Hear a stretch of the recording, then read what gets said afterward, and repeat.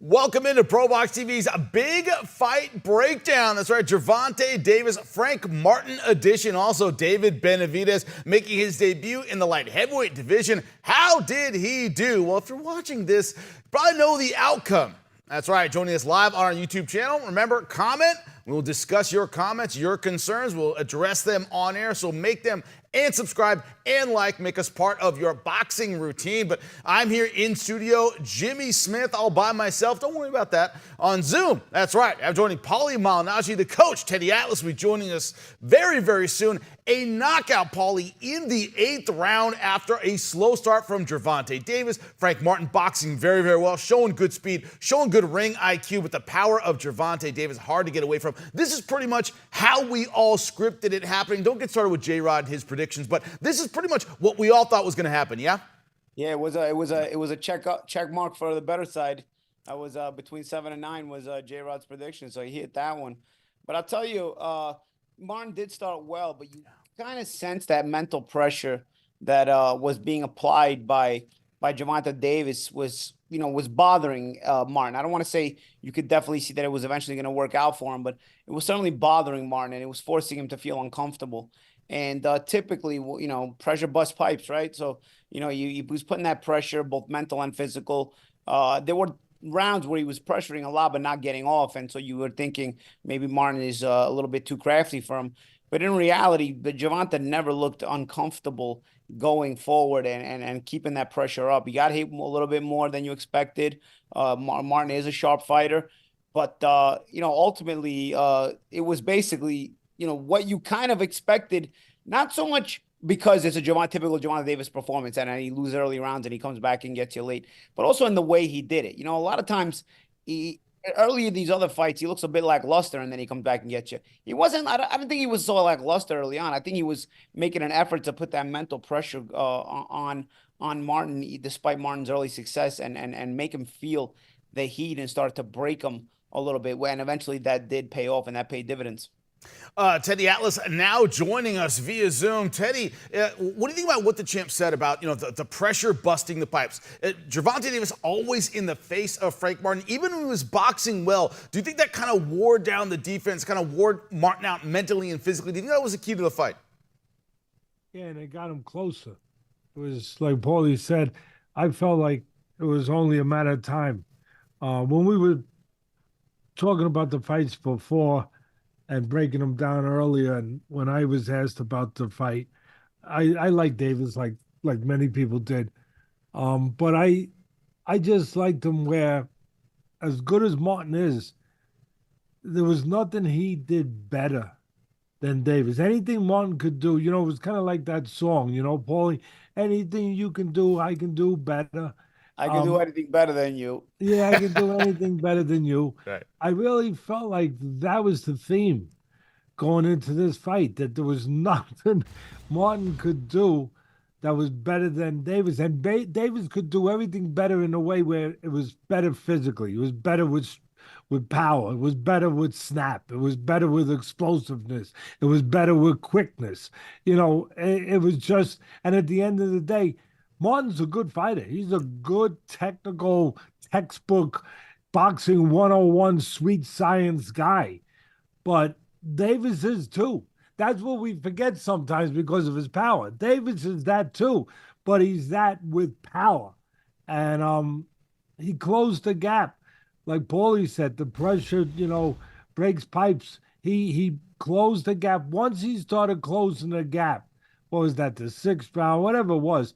But once he started closing that gap, I just felt like it was just a matter of time because he was in range. He was close enough to touch him. And once he could touch him, he could hurt him. And once he could hurt him, he could get him out of there. And the way he finished him was with a throwaway punch. That right hook was a setup punch. That was the throwaway punch to set up the left uppercut. And then, of course, the final left hand was just to finish. He was hurt. He was, pulling out. That was a coup de grace. Yeah, that was. It really was. But again, the way he throws the punch, he's explosive, he's snappy, he's in position. He can reload. He threw the left hand. You don't see a lot of guys reload because they're out of position. But bang, he throws it with a snap. Bang, he's reloaded. with a good shoulder snap where he can throw it again. His technique should not be overlooked.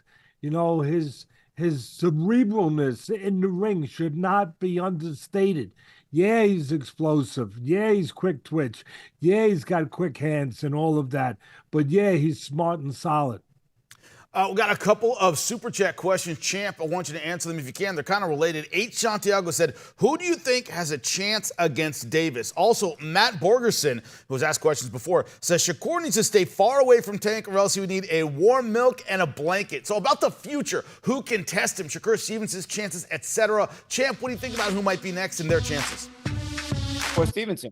I mean, Shakur Stevenson tests him.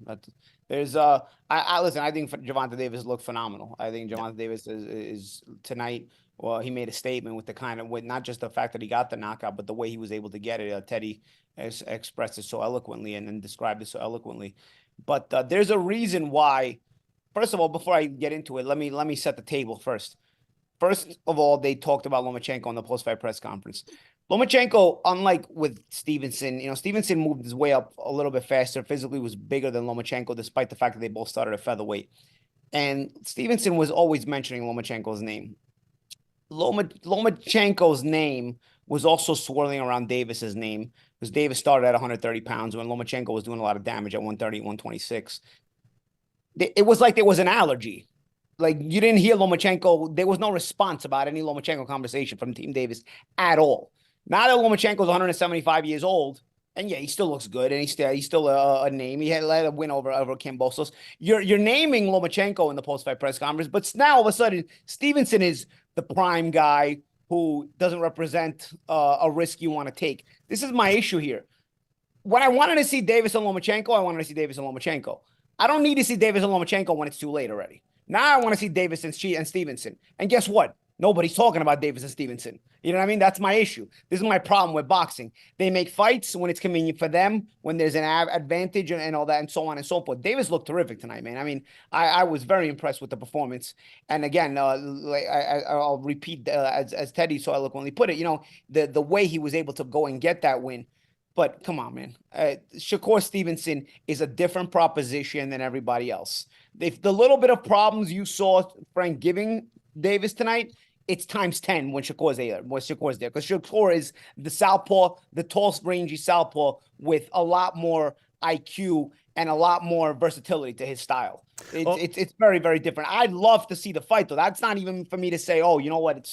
He just dismantles him. I'm saying all this because I want to see the fight. I think Davis also is very qualified for that fight. Do I edge Shakur? I've always edged Shakur.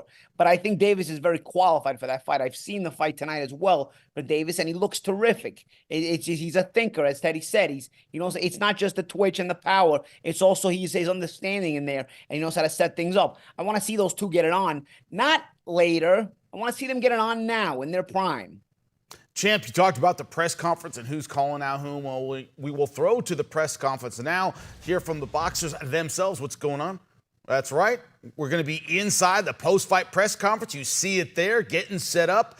Once the fighters are there and saying things of substance, we'll see if we can get some comments from them live on the press conference here. But let me throw it back to you, Teddy. Talking about who might do damage next against Gervonta Davis. This idea that Shakur Stevenson not on the lips of Gervonta Davis. It seems to be, as Paulie mentioned, that we tend to get these fights after they're done. Any chance we see Gervonta Davis pressed and challenged in his prime? What do you think the likelihood is of that? Look, Stevenson is a difficult out for anyone. He's not just difficult to beat; he's difficult to look good against. So that's the problem too. And he controls range so well. He's like Mariano Rivera, the great closer for the Yankees. He only had like 2 pitches, but that's all he needed to get you out. And he had a fastball and a split finger fastball, and that was it. Shows you how great he was. You still couldn't hit him. That's kind of like Shakur. He's got his legs, his ability to control range and quick hands, and that's it. And he does it marvelously. He does it impeccably. He's also very smart as well. He's very cerebral, but he knows his. Yeah, he knows every inch of that ring.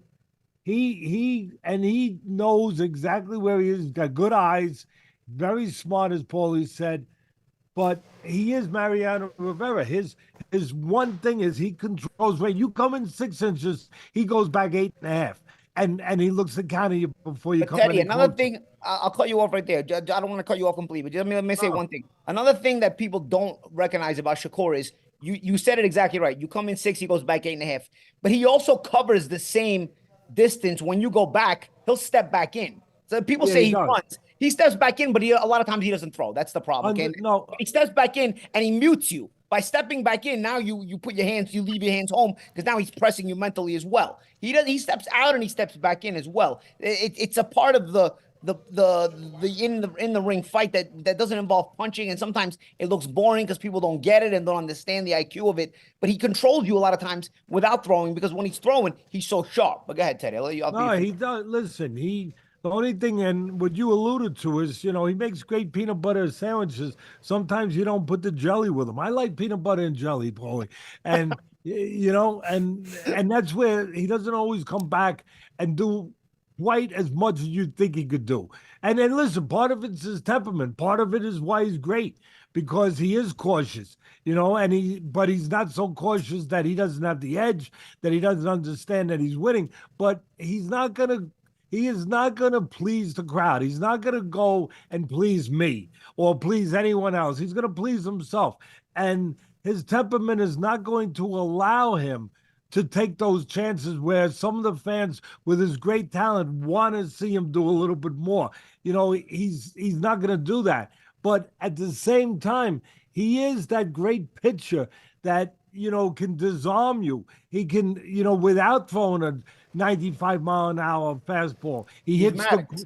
Yeah, he's Maddox. He's Greg Maddox. You're right, 100%. He's Whitey Ford. If you want to go really back to the Yankee dynasties, where he controls everything. He hits the corners. He keeps you off balance. He takes the bat out of your hands.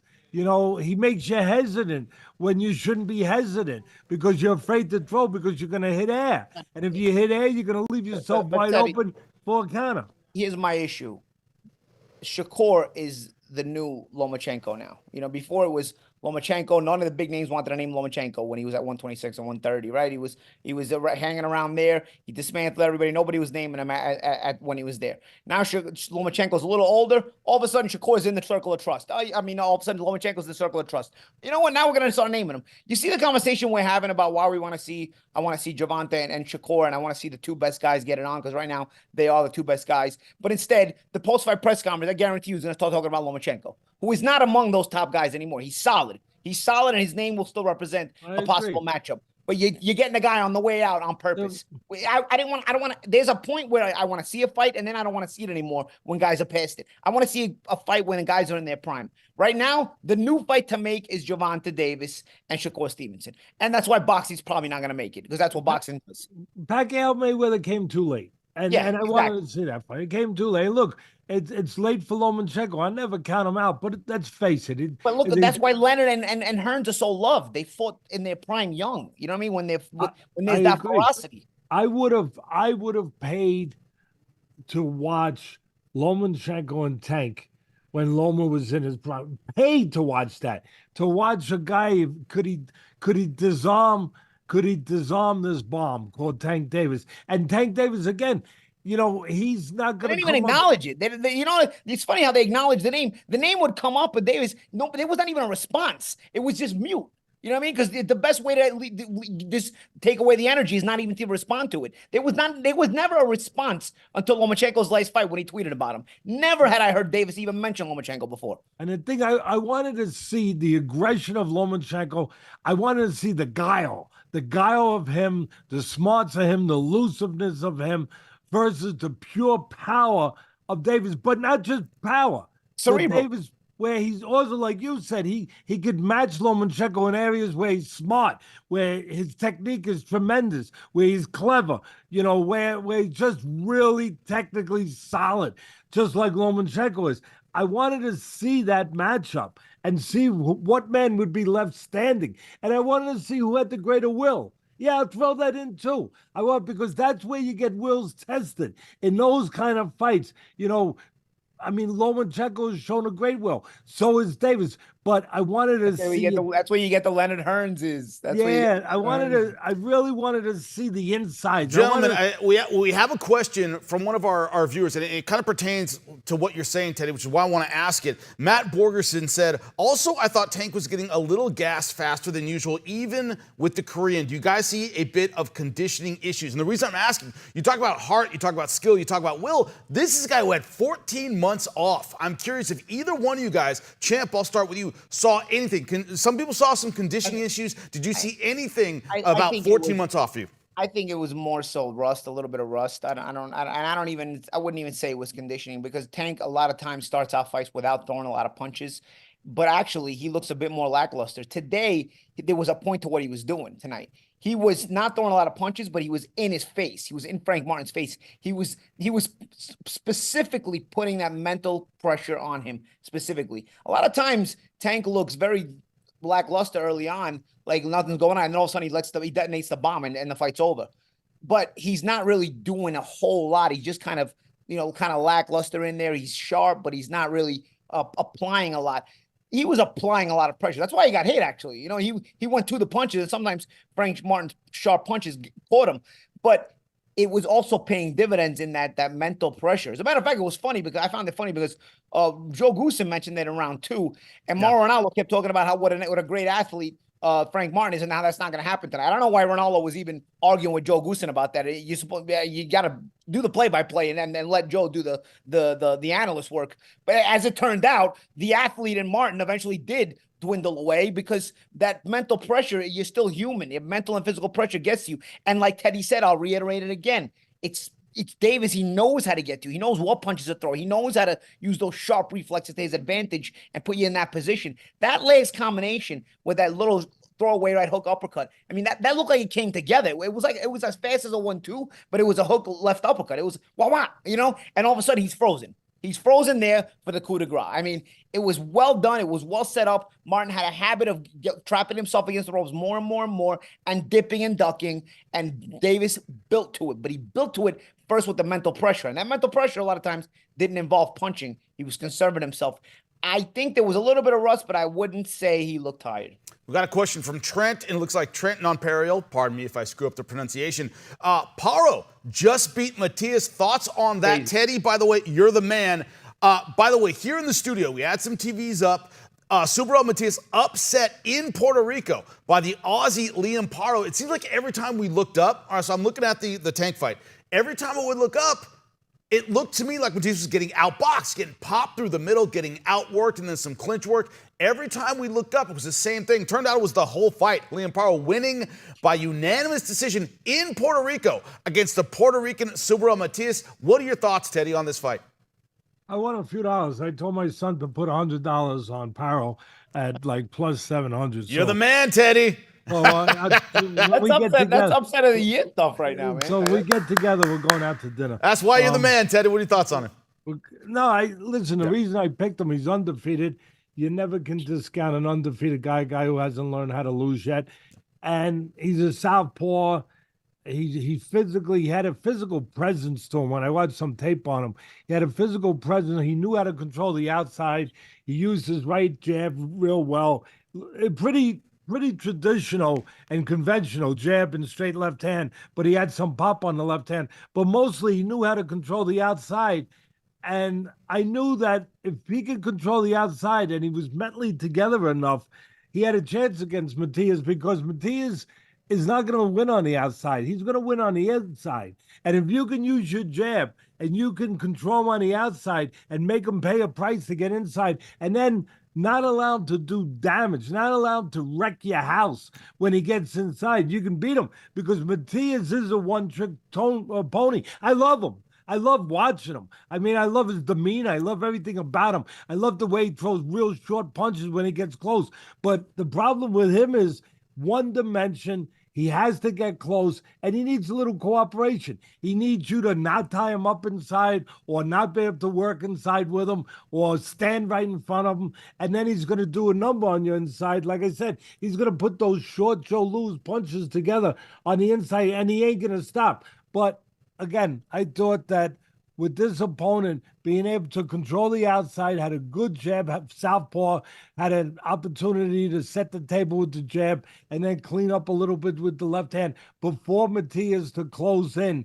I thought that if he could, if he could do that consistently enough and keep Matias out of the kitchen, keep him, from getting into that stove and burning the house down. And apparently we didn't see it, but apparently that's pretty much what he must have done. Paulie, we were talking about the division. Right before we were on air, you found out about the Matias upset, and you went, man, 140 is just the Wild West. You never know what's going to happen. To you, is that disappointing that Matias, is now, for the time being, steps down the ladder a little bit? Or is there an excitement there in not knowing what's going to happen next? What are your thoughts? It's boxing, Jimmy. I mean, it's crazy. These are fight sports, right? I mean, it's just wild. And it's funny because every time we talk about how deep 140 pounds is, and every time we talk about how good a guy is, he either looks bad or he loses. It's crazy, right? It's a ProBox curse. We'll take it. Talk about Teofimo, he was great. He looked very average against Jermaine Ortiz. Right. Then Haney, we finally buy into the Haney hype. Okay, he's the best. He goes and gets beat. Granted, there's still a lot of controversy on that loss. And now we're on the Matias train. Okay, Matias, that's it. He's a wrecking ball. He goes and gets beat. I mean, I don't even know what to make of Paro. I wasn't super impressed with Paro. I thought he was solid, but I wasn't wowed by him last time when I saw him. But I thought he was a solid guy. I thought he was listen, he wasn't brought there to win. I'll tell you that. They were in Puerto Rico. I think it's the first fight Matias had with DAZN and with Matchroom. I mean, that's a disaster for them too. They just, after Eddie gets shut out in the 5-versus-5 against Queensberry, now his brand new signing, this brand new Puerto Rican star he brings him home to Puerto Rico against the guy he's supposed to beat, and he gets beat. I mean, I don't know what to make of it, man. It's just crazy. I'll tell you one thing though, it does make me think. Haney went for Ryan Garcia, thinking, oh, Ryan Garcia's, he's beatable. He looked bad against against Tank Davis. The talk was about Matias, how dangerous he is. Stayed away from Matias. Look at what beat Matias tonight. A lot of things that Haney does well could have troubled Matias, but the Haneys didn't trust themselves. They went for Garcia. Now, what I'm curious about, let's shift gears a little bit. Talk about, of course, David Benavidez making his light heavyweight debut against Alexander Vostok. It's kind of all over the place. Teddy, I want to ask you about that. The reactions from the fans are all over the place.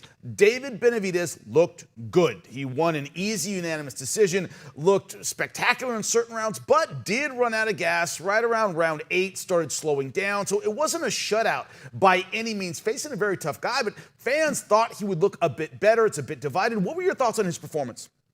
First of all, I was wrong. I picked Vostok to win. I don't know if it was partly a hard pick. I used to train him, or my brain is not that good. Maybe but a combination. He performed though. I mean, Vostok, there's a lot of praise he's getting for this performance. Yeah. Listen. I gave him a real good chance to win. I picked him to win. But then you picked two upsets tonight. Then you picked Paro and Vostok. Yeah, I was going for the upset. you were breaking the bank then. Yeah, I was swinging for the fences, Teddy.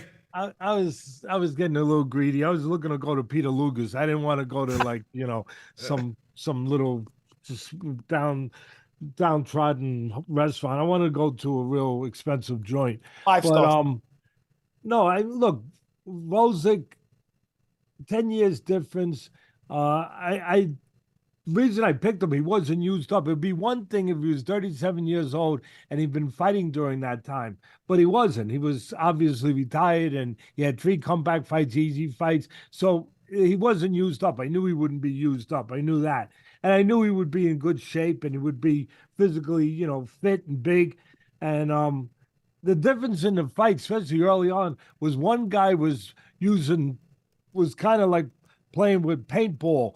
Where you hit a guy with paintball and it splashes on their shirt, and the other guy was using real live ammo. Benavidez was punching through. He was using, steel penetrating bullets. He was punching through, and Vostok was playing paintball. He was throwing to the surface, and that wasn't going to get it done. And it wasn't getting it done. But he survived early on. Benavidez looked really good the first 7, 8 rounds, whatever it was. He looked really good. Not just good offensively, he looked good defensively, blocking, making a miss, using his jab, going to the body, placing punches well. He looked good. He did gas. I don't know if it's, first of all, he had a big guy in front of him. You saw the size difference. The eyes don't lie. You saw that. And Paulie made the point earlier, pressure breaks pipes. Pressure wears you down. And just Vosic being there, being a bigger guy, you got to remember, Benavidez never been in there with a guy bigger than him. Never. Never been in there with a guy taller, never been in there a guy physically bigger. He was tonight. I think that had a bearing on it. I think that had a little bit psychological bearing, that he couldn't dominate him physically. And physically, I thought it had a bearing where it warmed down a little bit. And I thought that it obviously showed. And I thought Benavidez, I'm not going to say lost interest, because he definitely gassed. And I think the things I just said were at play. But he was being too much of a gentleman. I don't know if you noticed how Paulie, like, touching gloves and like almost being, okay, it's now we just finish up. I got the fight. Now we're just gonna finish up like we're in the gym. Good job. And I think that, that showed that he let up off the gas in that way mentally a little bit. And I think the physical component was there, and it allowed Vosic to still be there and have some good late rounds, for himself. But I don't think it in any way knocks Benavidez or drops his stock. Because those first 8, 9 rounds, whatever, good technically, moving his head, putting punches together, placing them real well, busy throwing punches with bad intentions. He had a bigger guy in front of him and a very experienced guy.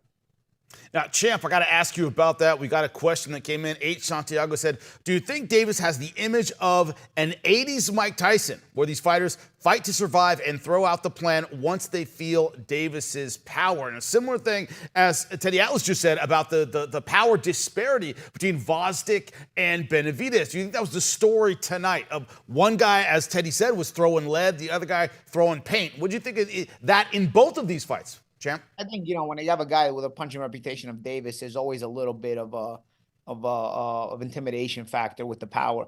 But Mike Tyson was a scary person. He wasn't just a power. Scary dude, yeah. Mike Tyson used to, scare you at the press conferences. I mean, up until later part of his career, Galata lost that fight in the press conferences. It was the guys they were guys getting beat at the stare down. I don't know if Davis has that in him.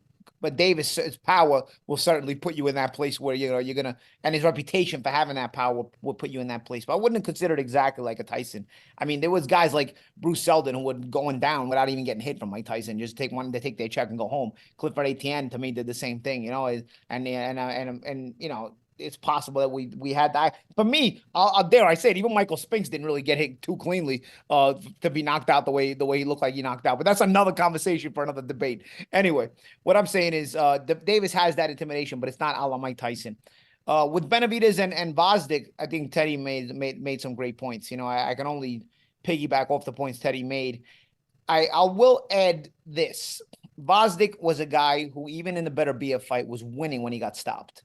So this is a guy, yes, he's a little older, but he's very difficult to win rounds against. And Benavidez dominated the early rounds. It ended up looking like a sparring session. He took a big lead, and then he kind of sat back and let the other guy work. Maybe you won't say he let the other guy work. He got tired, and the other guy was able to work. And it looked like it took on the feeling of a sparring session. And Teddy mentioned the touching gloves that I noticed as well. So it took on that feeling like, hey, nice work. Okay, good work. Okay, now you're working. All right, you know what? I'm a little tired. Now you're working. Okay, now I'm going to work. It was, it's hard work. It's good work. It's tough work, but it's still work. It's not like you're not kind of going for the gusto. And it never looked like either guy really went for the gusto. It almost seemed like Vosdick was, if the going behind was like, okay, this guy's got way too much energy for me at my age. But you know what? I see some holes here. Let me get in some work in the meantime.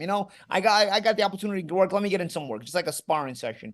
But I still got to say, like, I agree with Teddy. Benavidez doesn't lose luster because, again, nobody was able to do this to Vosdick. Vosdick ended the career of Adonis Stevenson, who had been a long reigning champion. Yeah. He was winning against Beterbiev when he got stopped. He was a solid fighter. He's got a high knockout ratio on his record. I think he has 20 wins with 16 knockouts or something like that. So it's not like he's a soft puncher himself, and so he's got the resume and the boxing style to make you work. And you know what? Okay, Benavidez is going to get criticized because you're not going to look like Superman every single time. But he looked pretty good. I mean, if you take away the expectation that Benavidez is going to blow you away every single time, this is still a solid win against a good fighter.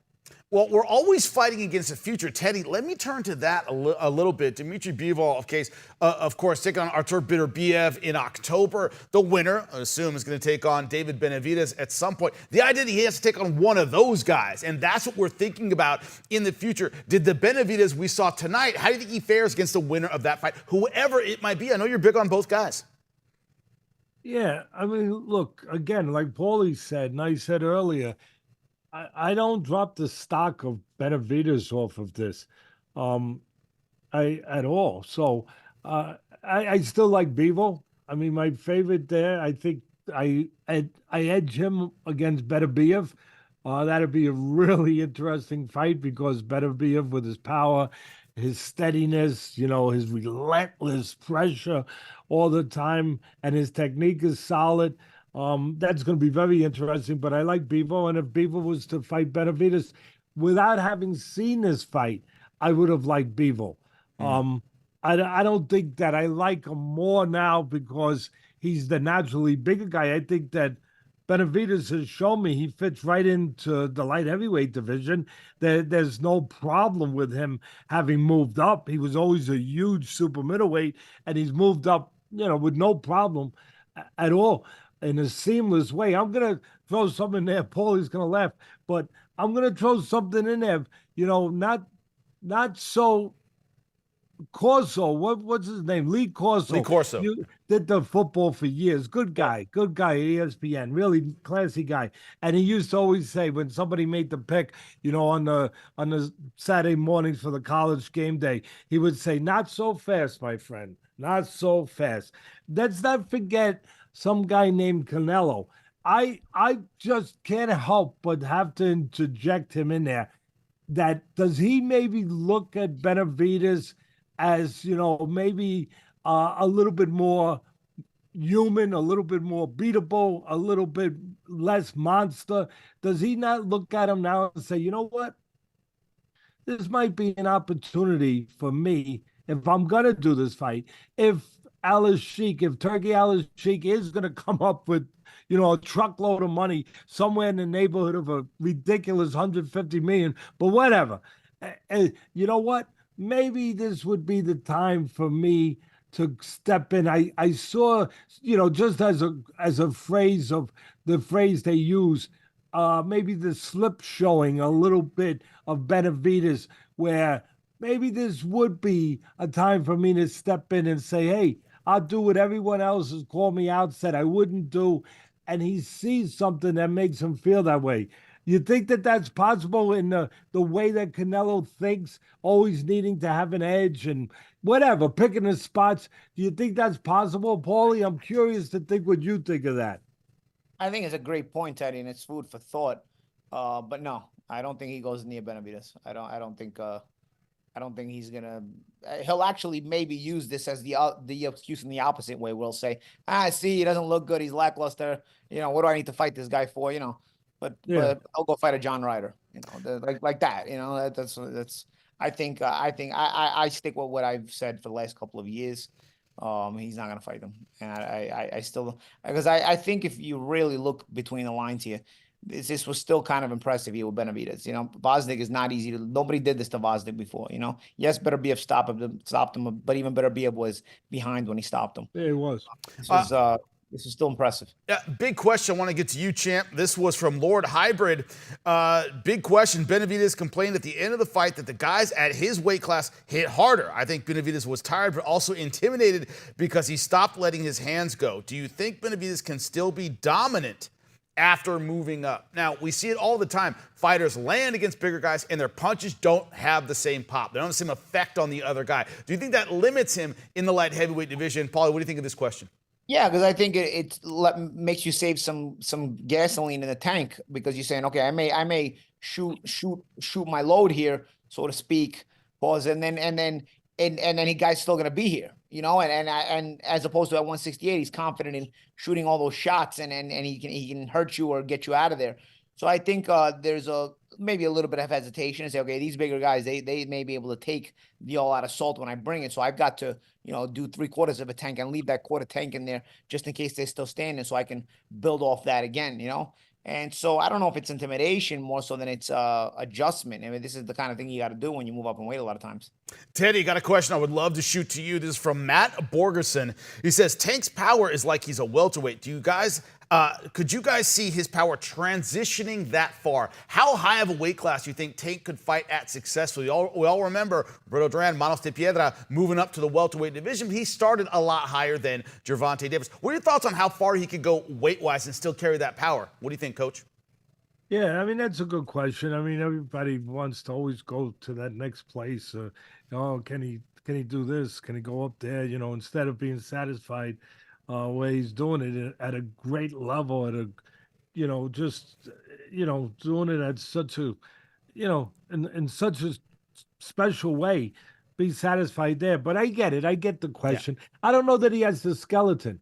I don't know that he has the frame. For me, he could. I'd say go up to obviously 140, you know, before you skip up to 147.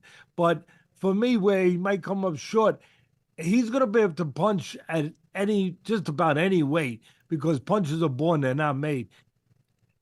Yeah, and he'll carry that power with him. But with the skeleton, with the lack of size, I think that he would have problems moving all the way up past junior welter to welter. I think that's where he would come up a little bit short. But hey, look, there was a guy named Manny Pacquiao that went up, my God, he went up so many weight classes. And not only did he carry his speed, he carried his power. But Manny was fighting the best guys in his weight first, and then he went up. I was like, you can't move up to welterweight and just leave Shakur Stevenson. Well, let's find out if you're the best lightweight before. Well, that's why you're right, Paulie, and that's why I'm saying let him. You know, people get a little carried away and they want to jump up there, but let them go, you know, let them take the progressive step, the proper step. Gentlemen, I hate to interrupt you, but right now it looks like the press conference, David Benavidez right now on the podium right now, post-fight. Let's see what he has to say. It's, you know, something that's rightfully mine. So, like I said, this was a perfect opportunity for me to come up, win another belt. And, but I still can make 168 easy, so we're still looking to come down to 168. Hey, David, what's going on? Najee from Cigar Talk. Great win. Congratulations. Obviously, this was your first fight at 175. I know you just mentioned your hand and the ligament. Do you feel like your power was the same? Do you feel like it translated the same way to you? How did it feel as far as your power? Yeah, so my power still felt good, but by the third round, my hand was already messed up. And then I kept trying to use the right hand, and that got messed up too. But like I said, I dominated the whole fight. So, I mean, it still translates, but obviously it's a bigger weight class. These dudes could take a bigger shot, but it doesn't. I'm not going to shy away from this. You know, this is what I want, and, you know, I'm going to continue to keep working hard. Straight in front, David. Congratulations. Thank you.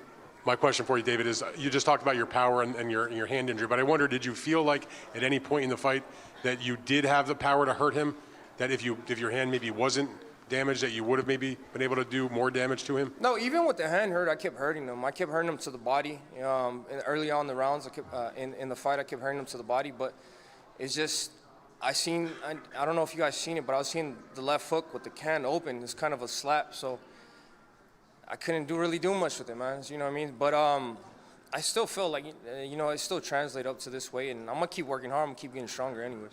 On the flip side of that, I wanted to ask you, did you feel the power from the bigger man? Because you're used to fighting super middleweights, and now you're fighting a bona fide light heavyweight. How was it to feel the power of a light heavyweight? It feels nice. I like getting hit. This is a part of earning the money too, you know what I mean? It makes you feel like you're a real life Rocky Balboa, you know what I mean? But I like being up here. I love everything about fighting. I love getting hit, and, you know, I love, you know, pushing forward and, you know, just showing my heart to the whole world. But, you know, boxing is boxing. You're gonna get hit. And this, you know, I didn't get hurt at all the whole time, and I'm just happy to be here and keep fighting. You know what I mean? I'm at 175. These are some big boys, but I got a lot of things to prove to the world, and I'm gonna keep proving it to the world. tus reacciones de la pelea en español y tu pensamiento de que ahora subes tú y ganas y das un nuevo All golpe de right, autoridad. that was the press conference. David Benavidez will go back in if he gets an interesting question. But you hear he was actually talking about, guys, exactly what we were talking about. His power, he felt that it was there, but of course some hand injuries in both hands. Didn't hear the actual details. Apparently ligaments in his hand were a problem. If it comes out, we get a medical report that the damage he did to his hands, will that answer some questions about his power at 175 to you? Champ, what do you think? Well, I'll tell you what. I did notice he was slapping with the left hook. I was wondering why he was slapping. He didn't. He made mention of it. I did notice that. Now I got my answer why he was slapping so much with the left hook. So yeah, when you're not turning the knuckles over, it's going to have an effect on your power as well. That's natural. But yeah, he was still going to the body. He was still trying to get the work in. Again, he got 12 good rounds in. No harm done in the end for me. He's still a dangerous guy. But yes, I can tell now that he mentions it, I got my answer as to why he was not turning the hook over and smacking with it, hitting with the palm of his hand a lot of times with that left hook. Yeah, but this idea, Teddy, he talked about it. Oh, I don't have a problem going back down to 168. We've seen it a lot. You can move up pretty easily. You try to go back down. A lot of times your body won't let you do it. Some big fights for him in the light heavyweight division. What are the chances you see him going down for anyone not named Canelo? Do you think he stays at 175? If Canelo doesn't want to fight at 68, what's your thought on it? I mean, at this point, obviously the fights have to be, they have to be appealing in the money category too.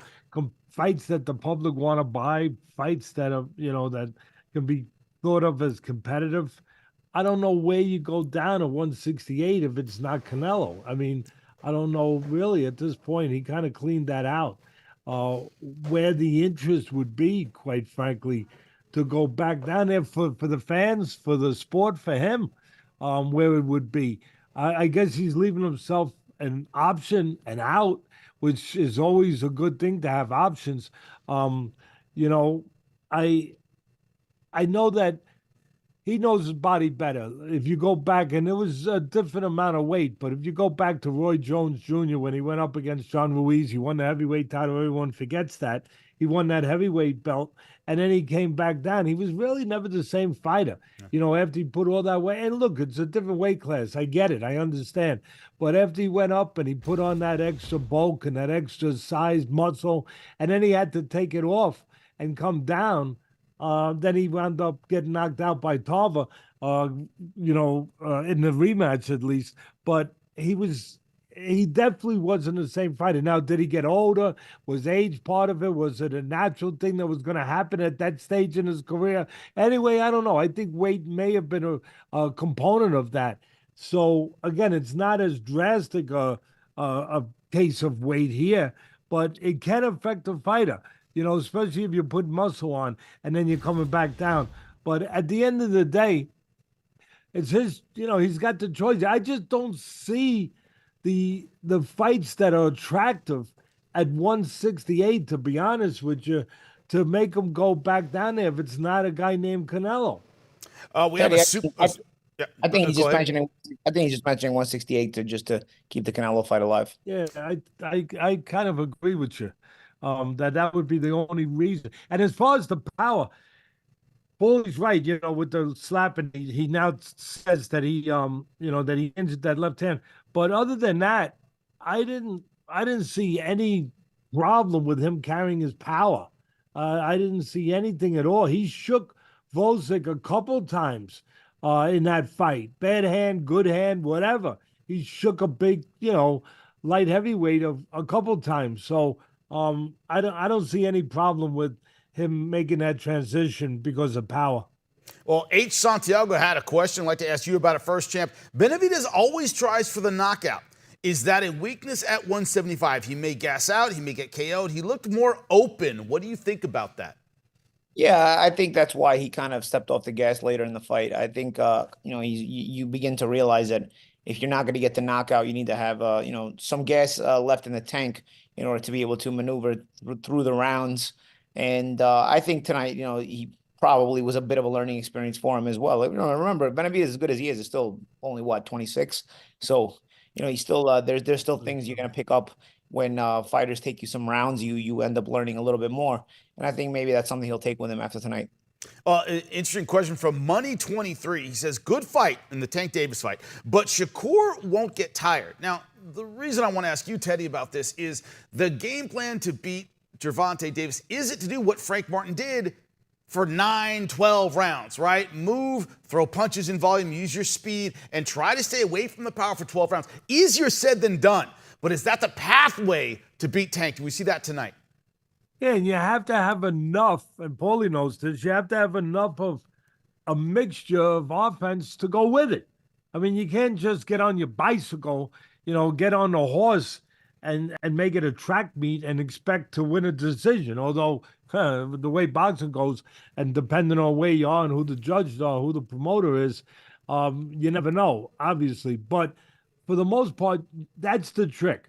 Yeah, you have to be able to fight a really clever, consistent defensive fight, controlling space, negating his power, keeping him off balance, giving him angles, not letting him get set, not staying in one spot, not cooperating with him. Yeah, you got to do all that, but you got to mix in enough offense for two reasons. One, to win the decision, to win the rounds, and two, to keep him honest enough where he's not just going to walk you down, and especially in the late rounds, and just walk through you. So you have to be able to do more than just move around and stay away. I think that question shows how misunderstood Shakur's style is. Because Shakur won't need to be running around like that. Like, you're not going to push Shakur back like that, because Shakur, just like Floyd used to in his best, he also steps to you in key moments. He'll step to you, and nobody ever noticed that. People used to call Floyd a runner. Floyd wasn't a runner because there was more key moments when he stepped into you. The one clear example I remember was when Victor Ortiz got himself knocked out. Before that large headbutt that you jumped into him, it was Floyd walking Victor down. You know what I mean? Like, there was a moment, and Shakur does the same thing. He's not running all over the ring. There are big moments where he's not getting punches off, and that's where I think what Teddy's saying gets misunderstood as running, because people aren't seeing action. But when you really watch Shakur Stevenson, he steps to you in key spots to keep you honest, even if he's not throwing punches. And against Davis, I think he would be forced to throw punches in those key spots. Again, Stevenson is the kind of guy whose best you'll only see if a guy is good enough to take him there. And I think Davis is good enough to take him there, and I think it would be a great fight.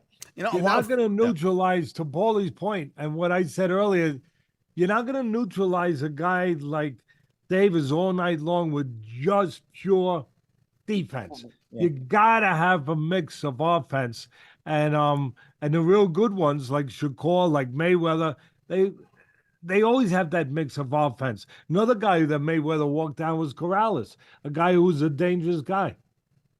But this idea, of course, that you got to stick and move, you got to stay away from Davis's power. The question of who can do that, we had a question from Gerard Stewart. Does anyone fancy William Zepeda? His chances against Tank, obviously Zepeda 30-0, undefeated. What are your thoughts on that as a potential opponent if it's not going to be Shakur Stevenson, champ? Yeah, I mean, that's a high offense fight, man. That's an interesting one. You would have to go over promotional hurdles. Maybe you need the Sheik to make that one. I don't know, because the Turkey Al Sheik, because I don't know if you get over those promotional hurdles between Golden Boy and PBC. But yeah, man, I mean, that's a different style of fight in terms of that's a high offense fight, Zepeda is a very offensive fighter. Davis is a very offensive fighter. I think Davis has a bit of the cerebral advantage there. But I think Zepeda may be a little bit more versatile than, say, Pitbull Cruz, who was just all-out pressure, and Davis was able to outsmart him. I think Zepeda makes you think a little bit more. He's got just a little bit more cerebral style to him. But I'd probably favor Davis, but it's sure, man, that's another fight that I would really want to see. It would be beautiful to see. But again, that's one of those that, like the Stevenson fight, probably has some political hurdles. When you look at, obviously, some possible opposition for David Benavidez at 168, we had JRGV1 ask a question. David Morrell is there versus Benavidez. Not a lot of experience. I think Morrell's, what 10-0? Yeah, do you think Morrell's an amateur world champion? You know what? I got to tell you, Jimmy, I think Morrell's a very serious threat. Really? Morrell's okay. Morrell. I think Morrell beats Canelo too. I mean, Morrell's a serious threat because Morrell, people looking at Morrell with the 8 or 9-0. Morrell was an amateur world champion if coming from the Cuban system. Like, dude, those kind of guys are monsters. That's not your average prospect. He's not even a prospect. That guy will beat champions right now. there's a reason why he's not getting a shot, even though he's calling everybody out. You know what I mean? And nobody wants to fight that guy. So he's like the next boogeyman in line. I think Morrell's dangerous. He's very dangerous. I was second that, third that, fourth that. Because I'll tell you, I know people don't want to hear this attitude, whatever, but the fighter is supposed to have the attitude to fight everyone. The manager is the one who says, no, I'm going to step in. If I'm managing Benavidez, I'm not getting in the same room with Morrell. Much less in the same ring, because it makes no sense. Well, Paulie just way too much danger. I'm not saying he can't beat him, but way too much danger. This is the problem. And no return. This is the problem with a guy with a champion ducking guys outright the way Canelo's ducking guys, because what you would have, then you got other contenders that are scared to fight each other because they're all waiting for a shot at the champion who's ducking all of them. Okay, so the problem is, here's what you're supposed to happen. Benavidez is supposed to take on Canelo, beat him, and then Morrell gets forced onto Benavidez because, hey, that's the way it's supposed to be, and that's the way boxing is supposed to work, but it doesn't. Gentlemen, we're back in the press conference right now. Benavidez at the podium taking questions. Let's take a listen. You mentioned that you may go back down to 168. Why go back down when you still have an opportunity to dominate 175?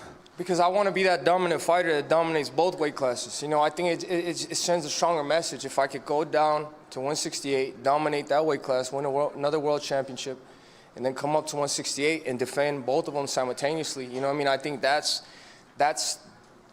the mark of a Hall of Famer. You know what I mean? And that's my main goal. You know, I want to be a Hall of Famer. I want to be remembered in the history books. And if that's going to get me there faster, then that's what I'm going to do.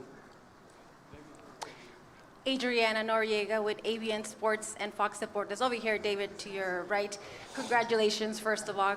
Great performance tonight. You speak about dominating both divisions. Here at 175, being your debut tonight, do you feel that once we have a winner between Bivol and Beterbiev, is that the fight that you would want next at 175, or do you still think that you would want to do another one before it?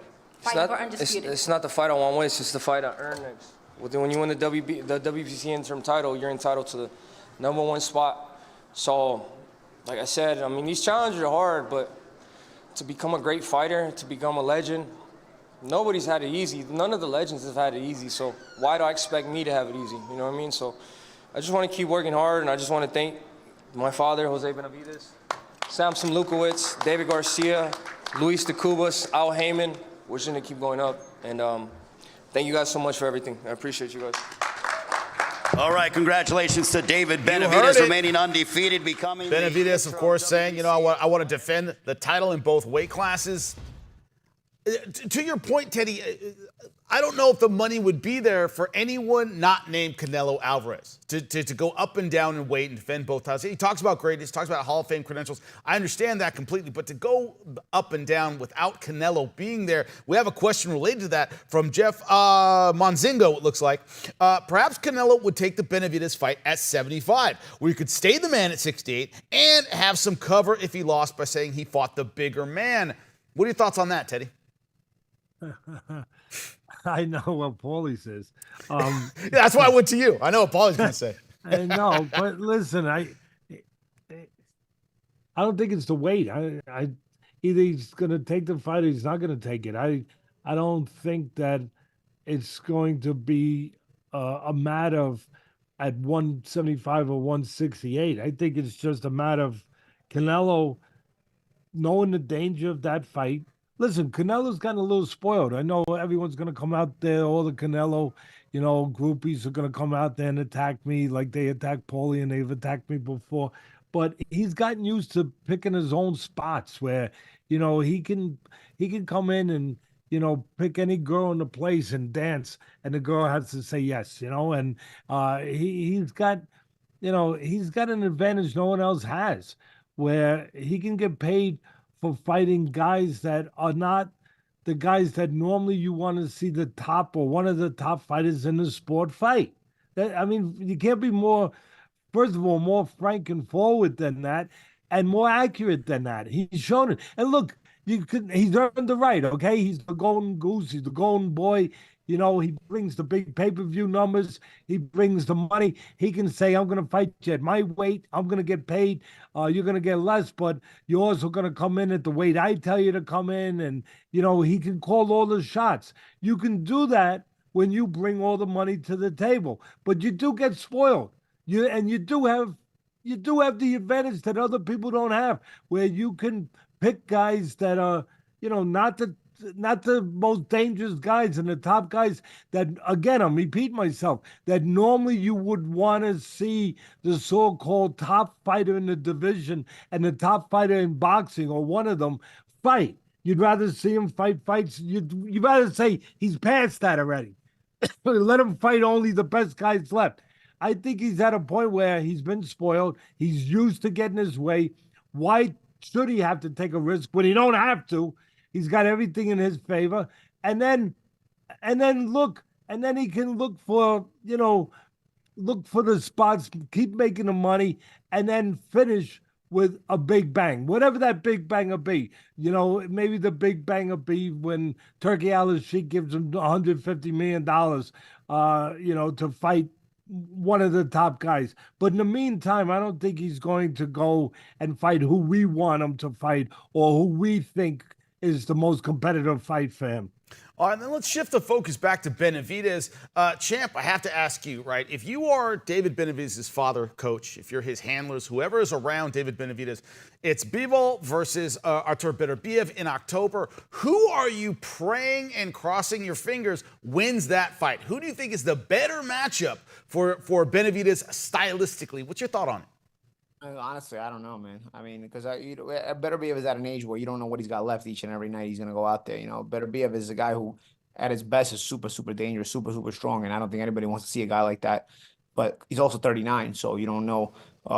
He could show up a little bit older. Bivol is a different proposition in terms of just as much of a complication, but in a different style. So I don't know. I mean, I'm maybe saying Beterbiev could be a little bit older and you can wear him out, but dude, Beterbiev hits like a truck. I mean, who wants to deal with that? And his technique is terrific. So I don't know. But I gotta say one thing. We have better questions in our chat from our fans than they do at the press conference. Those idiot reporters, all they want to do is just hear themselves talk. What kind of dumb questions were those to ask? Why would you stay at 68? We know the answer why you stay at 68. You want to prove you can make the weight, hoping you get the Canelo fight. That's all it is. And the guy who asked in our chat made a smart question. He said, well, if he wants a Canelo fight, well, could it be at 175?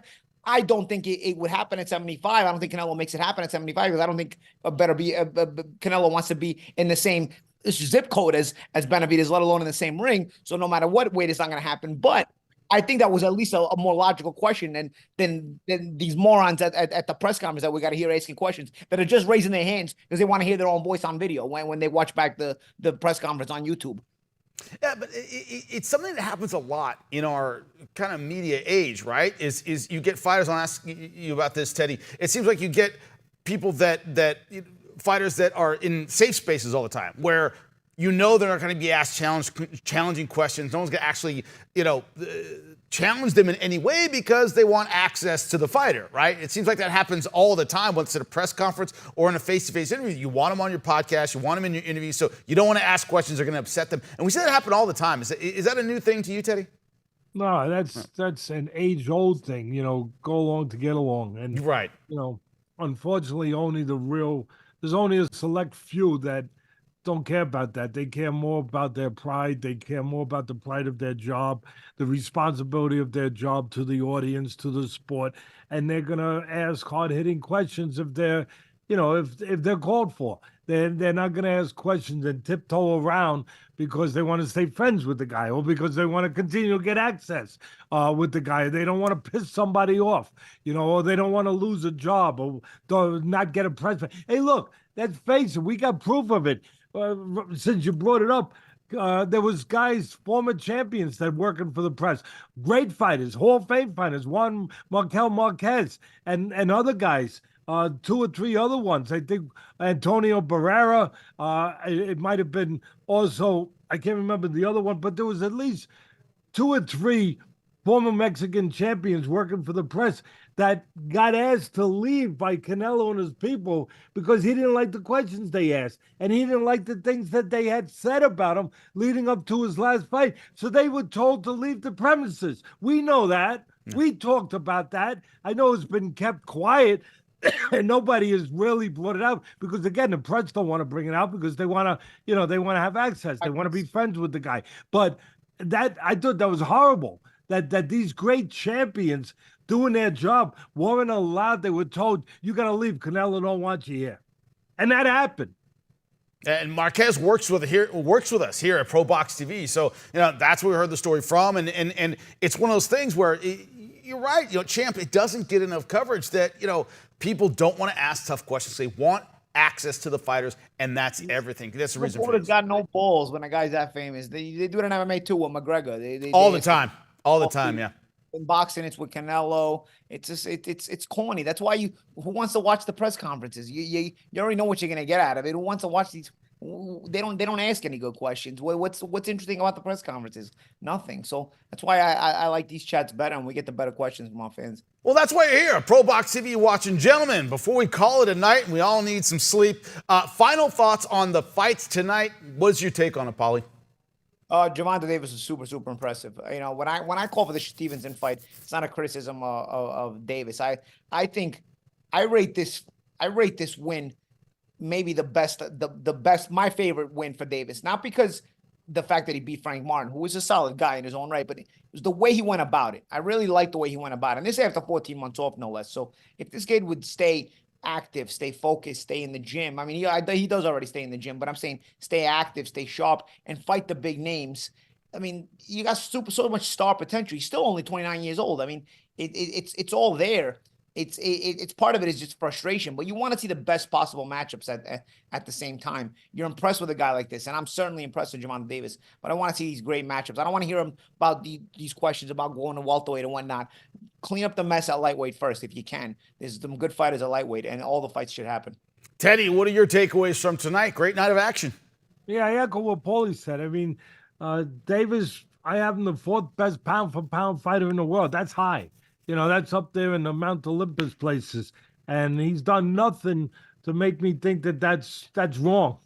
He's if those other guys weren't so special, I might move him up even more.